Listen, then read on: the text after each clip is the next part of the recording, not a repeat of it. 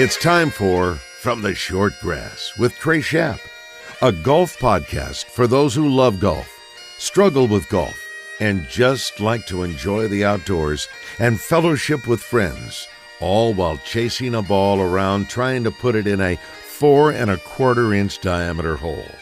From the Short Grass is brought to you by Stevens Incorporated, an independent financial services firm with the freedom to focus on what matters most. Blackman Auctions. For over 80 years, better auctions have always been Blackman Auctions. Beechwood Pinnacle Hotels. We partner with you to deliver high-yield results by managing, developing, and investing in top-quality hospitality assets. And now, from the Short Grass, here is your host, Trey Schaap. Welcome to this edition of From the Short Grass. I am your host, Trey Schaap. As we say goodbye to 2022, we look forward to 2023, but first, we need to recap 2022. I'm going to play some of the highlighted interviews from this past year from right here on From the Short Grass. But first, let's look back. How about let's look back at the major champions of 2022. Scottie Scheffler broke through and won the Masters tournament. Justin Thomas won the PGA. Matt Fitzpatrick won the U.S. Open. And Cam Smith won the British Open. First, the Masters. Scottie Scheffler entered the week of the Masters tournament as the world number one golfer, and then he won his first major at Augusta National Golf Club with rounds of 69, 67, 71, 71 to finish at -10. He was 3 shots ahead of Rory McIlroy and 5 shots ahead of Shane Lowry. Justin Thomas won his second PGA with a massive comeback to claim another major title, this time at Southern Hills Golf Club over in Tulsa, Oklahoma. He won with rounds of 67, 67, 74, 67. He was at 5 under par, tied with Will Zalatoris, who shot 1 over in his final round. Justin Thomas won the 3-hole aggregate playoff over Will Zalatoris to win his second Wanamaker Trophy. Matt Fitzpatrick. Speaking of Will Zalatoris and Scottie Scheffler finished second in the U.S. Open. Matt Fitzpatrick, though, 1 shot better. He had rounds of 68, 70, and then back-to-back 68s to win at -6. That final round, 68 of 2 under par on that Sunday, won him the U.S. Open Championship at the Country Club in Brookline. He became just the second player to win the U.S. Amateur and the U.S. Open on the same course. The other, Jack Nicklaus, and the course was Pebble Beach. Winning the British Open was Cam Smith.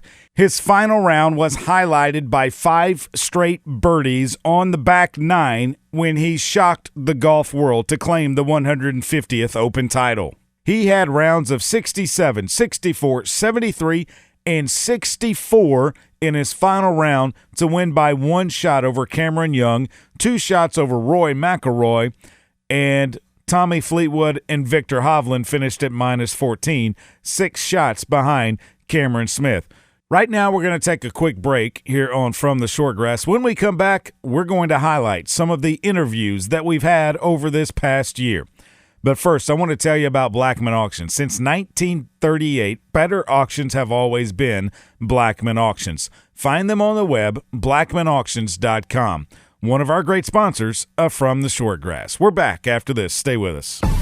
Heading to El Dorado to check out some live music or to play Mystic Creek? Stay at the Haywood, the only boutique hotel in the middle of downtown and the Murphy Arts District. If you are spending a weekend in Hot Springs, make plans now at the Marriott Courtyard close to Lake Hamilton and Oaklawn. Beechwood Pinnacle Hotel Group manages both of these fine properties, and you will rest easy knowing that your every need is taken care of. Beechwood Pinnacle Hotels on the web at bphotels.com. This is Thomas Blackman with Blackman Auctions. The economy is changing slowly but surely. The market is slowing down in a gradual slide. Not an emergency yet, the sky is not falling, but a change is coming. When times are good, auctions make buyers compete to buy at the highest market value. When the economy gets tough, auctions force buyers to make a purchase decision. Either way, auctions get the highest return for a seller and a strong deal for a buyer.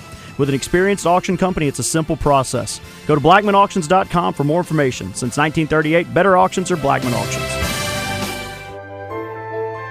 At Stevens, our philosophy is to invest every dollar as if it were our own, to seize opportunity, to anticipate rather than react, to deliver constant focus in an ever-changing world, and to pursue the objectives of our clients in order to help them reach their financial goals. A proven history of helping companies and individuals. Stevens, member NYSE SIPC.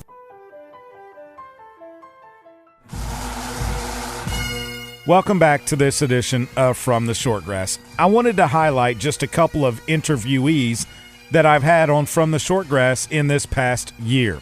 To do that, I decided to go back and pull some of those interviews and let you hear them again. It's not going to be the whole thing, just some snippets from each of these individuals.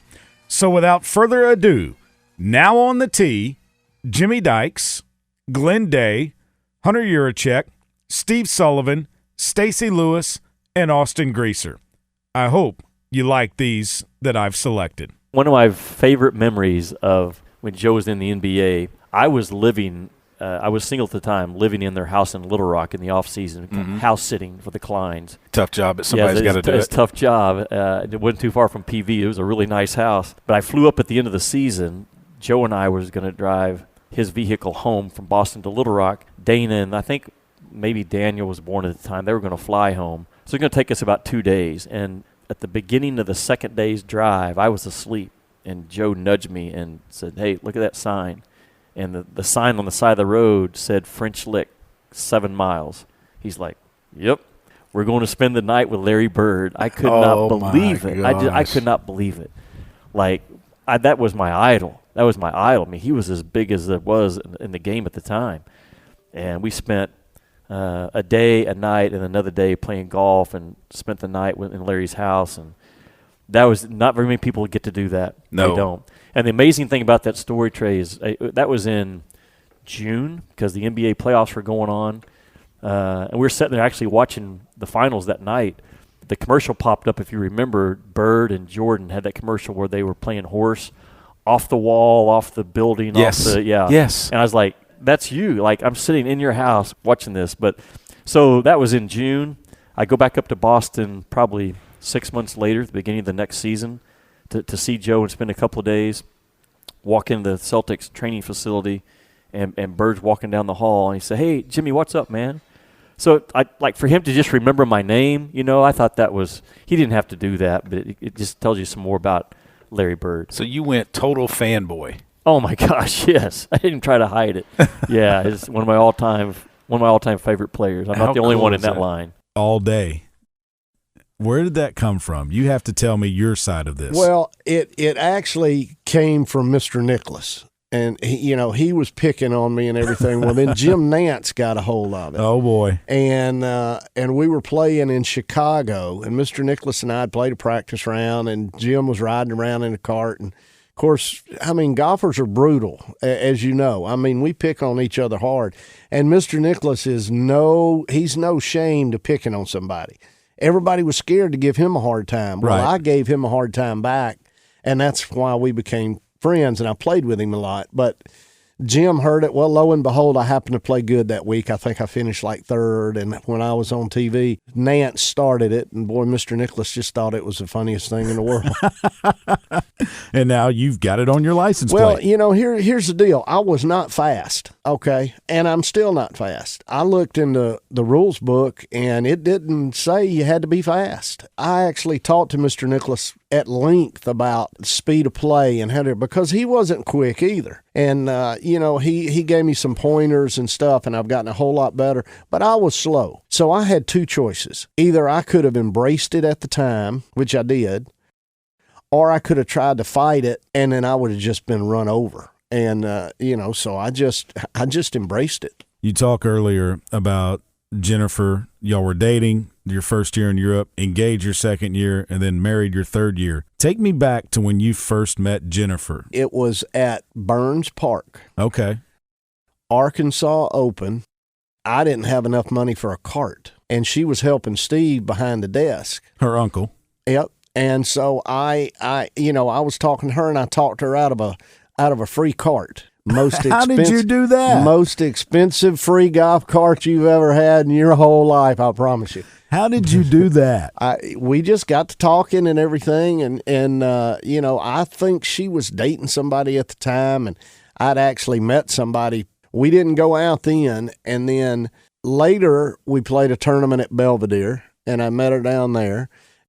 And Bob came up and played a tournament in St. Louis called Bogey Hills. Bob Ralston. Yep, my father-in-law. Mm-hmm. She was up there with him, and so I saw her there, and we kind of started dating, and, now we leads to 2 beautiful daughters. It's kind of like fate, though. Here you are, a professional golfer, and you marry the daughter of a guy that had one of the best swings that golf has ever seen. Yes, he definitely was. I tell everybody he's the best player that I've ever played with, ever. There's a lot of aspects to the game of golf, and Baba was only missing one thing, and that was part of the mental game. He had the physical game down pat, and he played a lot of golf. He played on the Champions Tour, and he played. Gary Player used to come up on the range when Bob was hitting balls, and he'd have everybody come around, watch Bob hit balls. I mean, you'd turn around, and there would be Raymond Floyd and Mr. Nicholas, and all of them, Trevino, they'd all be sitting there watching Bob hit balls. I mean, that's how impressive he was. Best golf course you've ever played? That's kind of a trick question, and I'm going to tell you why. I will be honest with one thing. I am a spoiled little brat. My kids tell me I'm the spoiled PGA brat. I'm a spoiled PGA brat. And in saying that, it's because when we played golf courses, they're always manicured to the perfect. best they can be that week. So I'm very lucky in saying that. The hardest golf courses you ever play were the old U.S. Opens. They were so hard. It was unfair so hard.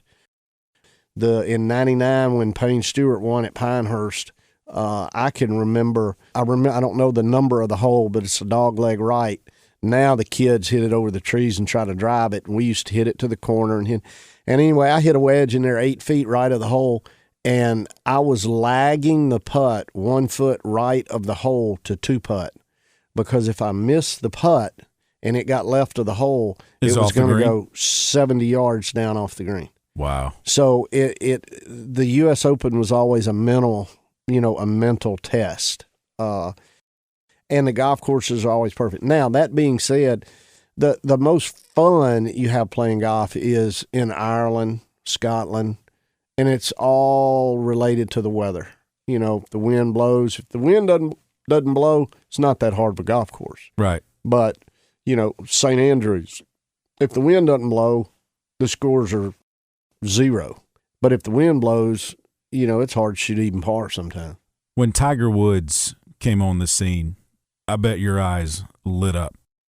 He was hitting golf shots that nobody had ever hit before. Now, maybe Mr. Nicholas when he was younger, but I can remember Tiger's, I want to say it was his very first event. It was at Milwaukee. Mm-hmm.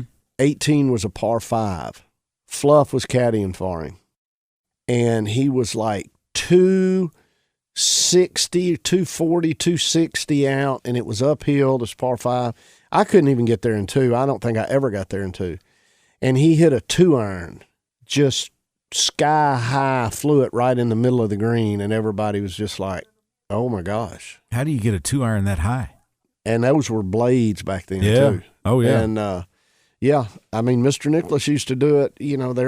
There are few. His talent level was amazing. 2019, hosting the men's and women's national championship at the Blessings Golf Club that Mr. John Tyson built, and it's phenomenal golf course. Having Maria Fossey walk up that 18th hole and have people calling the hogs. When I had Shauna on, she said that was the most cool moment because about calling the hogs in Donald W. Reynolds Razorback Stadium, Baum Walker Stadium, Bud Walton Arena. But to have it at the Blessings on a golf course was kind of special. It was an incredible moment. I agree with Shauna. One of the most incredible things I've seen because the golf course is very somber atmosphere, very quiet, and to see Shauna and Maria walking up the 18th fairway to the 18th green and several hundred Razorback fans surrounding that 18th green calling the Hogs was really, really cool. And then to see Maria hit that putt and win the national championship in front of her home fans on her home course was really, really cool. What did it mean to you as an athletic director to see that? Well, what it meant to me is Maria is just one of those personalities that you just gravitate to, and her and I had developed a really cool relationship because of the person that she is. She opens herself up, she has fun, she jokes with you, and it was really special for me. She was one of the first student athletes at the University of Arkansas that I developed a bond with, and so it was really cool for me to see that happen for her, and I knew how much that meant to her, I knew how much that meant to Shauna, and I knew how much that meant to Mr. Tyson, because he had that same relationship with Maria, probably tenfold, because of he'd been here a little bit longer and seen her grow as a young woman and a young golfer, and he'd invested in the Blessings for just that moment to see the Razorbacks either win the team title or an individual title. You talk about that relationship. Is it the same with every athlete? I mean, is your door always open to them? My door is always open to every student athlete. We have 465 student athletes. Some are more willing to come into the athletic director's office than others. Some just have that personality. Some want to learn about athletic administration and want to talk to me about the career and my career path and how we got there. Some just want to come and talk and visit. I have a candy dish that's sitting on my table there, and that's really for student athletes so they feel comfortable coming into the office. But I feel like, I've got 3 biological children of my own, but I have 465 other children that I think the world of and want to have a great experience as student athletes. How soon did you meet Barry Brandt at Channel 4? Because you guys would play golf every day. Right. We didn't play every day. We played a lot. Could. Here's the story about Barry, too. I remember, my memory's not probably that great, but I don't think he was that much better than me when we started, and we played at Rebsamen. And then he got married, and he moved to Pleasant Valley, and Barry is light years better than me now. And I think it's part of that country club forces you to play better. Yeah. And if he didn't play better, he wasn't going to get to play in any of those member guests and everything like that. And well, why didn't you join the country club? Well, I didn't have the money, so nor did I have the games. So it was like it was. Did you two play for anything? Oh yeah, we'd play like teams, and we were highly competitive, and that was great times too. I remember one time Barry told me it was pouring at my house, and he said, "Hey, come on down, it's fine here." And I got there, it was pouring there. So, but Barry's been great, and Barry had the greatest save for me in Friday night flights. We had a kid from Pine Bluff return 2 kicks for touchdowns in the first half, and his name was spelled, the first name, Dedetron. And I knew it wasn't Dedetron. And Barry came up with the idea, let's call him the D-Train. And we never once even thought of pronouncing his name. It was the D-Train. And I credit Barry Brandt Barry's smarter than me, so he came up with that. Well, you've come up with some good names. Yeah, well, that's some fun names. How did you start doing that? Well, it was the Great Shabazz was the first one, and then Madre Hill said he wanted a nickname, and then if a guy was consistently doing well and he had a name like Philip Bread and Butterfield, just fun, Philip Butterfield from Lake Hamilton, and then people would get in on it, like Jason Peterson had one, Larry Walls I think he was somewhere in Pine Bluff, Larry Great Walls of Fire. Yeah. And it was, and you come up with, these names and it's just having fun, and it's making, something special out of a highlight, and you never know when it'll stick. But the guy's got to be good every week. You just can't name a guy, and you come up with some that are, I was thinking when I named the kid over at Pulaski Academy, the little guy, I named him the Pocket Rocket, and I was thinking like, Andre Richard, the hockey player. I wasn't thinking any other way, but the news team, when they heard the Pocket Rocket, just couldn't. Said you can't use that one. No, we did. We continued to use it though. The kid embraced it. He was good with the nickname, so It was all right. But yeah, I had that's to this day the only tournament I've ever pulled out of because of my back. But I had issue with my back, wasn't able to play, and then we got it fixed up. And a couple weeks later, went and qualified at a regional. Finished third, I think, at the regional, and qualified to go to nationals by myself. And lo and behold, we come away with the trophy. What did it mean when you saw Maria Fossey walking up the 18th hole at the Blessings Golf Club, and they're calling the Hogs? You don't hear that outside of the the major venues that often, but to hear that on a golf course, did that give you some sort of satisfaction, like, hey, the Hogs have finally made it? And also the fact that Maria Fossey is now an NCAA champion as well? Yeah, just I think more than anything that the players are seeing the value of coming to Arkansas and seeing why I love it. I just tell people I love this place. I love it. And as soon as you come on campus, I think you know that. And so just seeing these great players come to Arkansas and put it on the map. And gosh, I couldn't imagine walking up 18 at home at the Blessings, winning the national championship. I mean, I don't know how you ever top it, to be honest. I mean, I think anything Maria does from there, unless it's winning a major championship of her own, I don't know how you top that.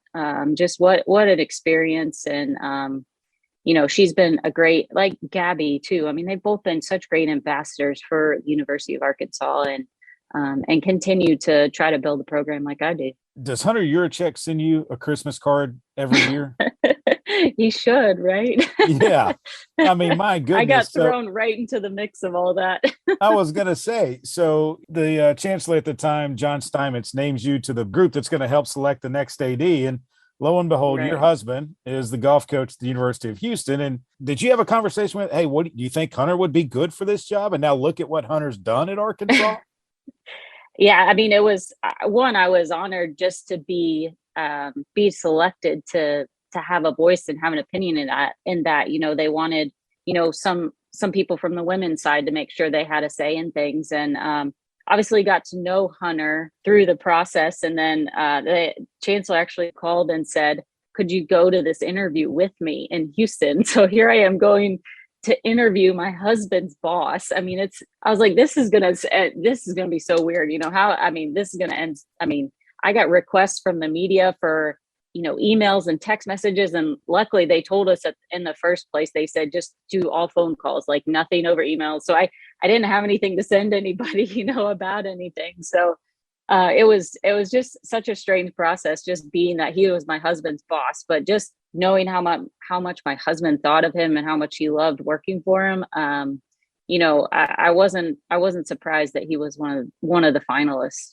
When were you told that he had gotten the job? Actually, my husband found out before I did.